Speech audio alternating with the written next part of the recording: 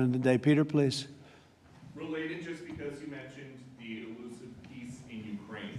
Right. Who is holding up this Ukraine ceasefire summit? Is it Putin or is it Zelensky?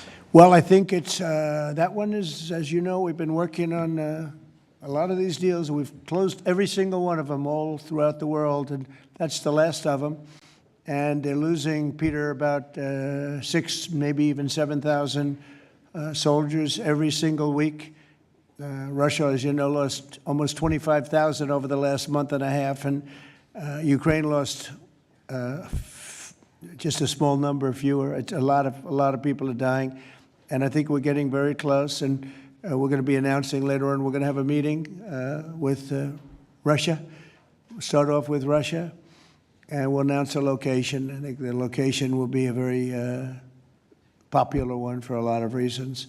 But we'll be announcing that a little bit later. I just don't want to do it now because of the importance of what we just did. And I completely understand. Yeah, please, go ahead. Follow-up. Are you surprised that Zelensky hasn't figured out by now, in years of war, how to deal with you and to deal with Putin without needing permission to make concessions from his parliament or from a national referendum? Well, he's going out and getting what he needs. You know, he's not authorized to do certain things. I said, well, you're going to have to get it fast because, you know, we're getting very close to a deal.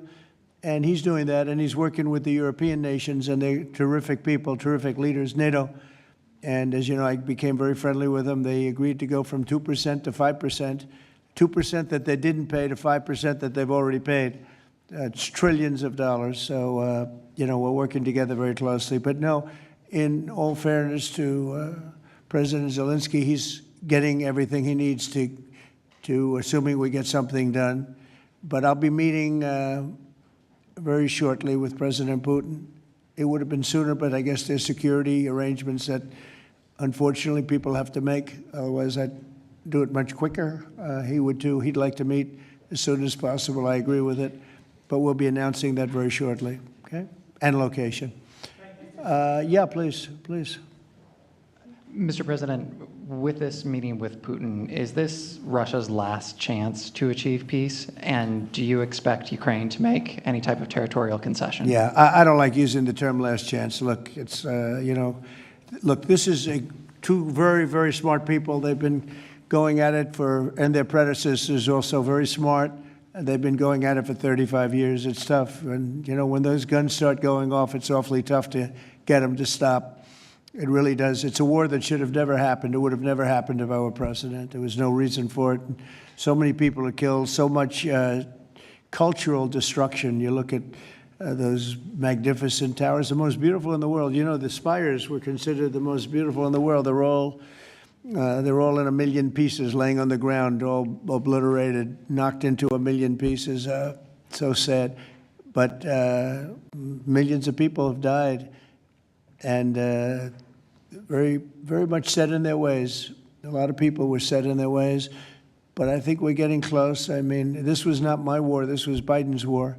But the European Union has been great. As you know, they're purchasing equipment from us. They have a lot of money, and they're spending a lot of money on buying equipment. We're not spending money, but we are supplying them equipment. They're paying for it.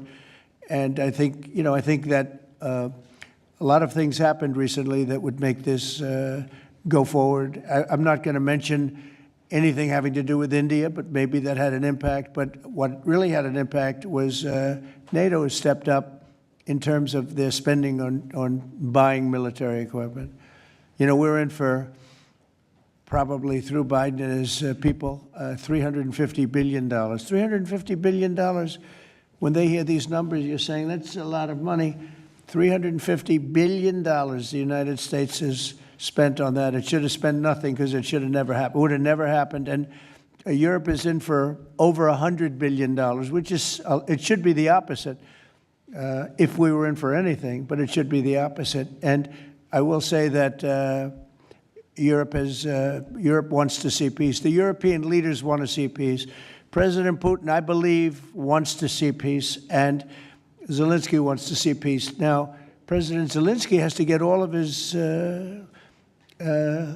everything he needs because he's going to have to get ready to sign something. And I think he is working hard to get that done. Will Zelensky have to give up territory, Mr. President?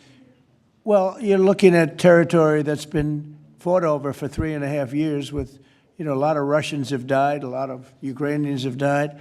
So we're looking at that, but we're actually looking to get some back and some swapping. It's complicated. It's actually nothing easy. It's very complicated, but we're going to get some back. We're going to get some switched. There'll be some swapping of territories to the betterment of both.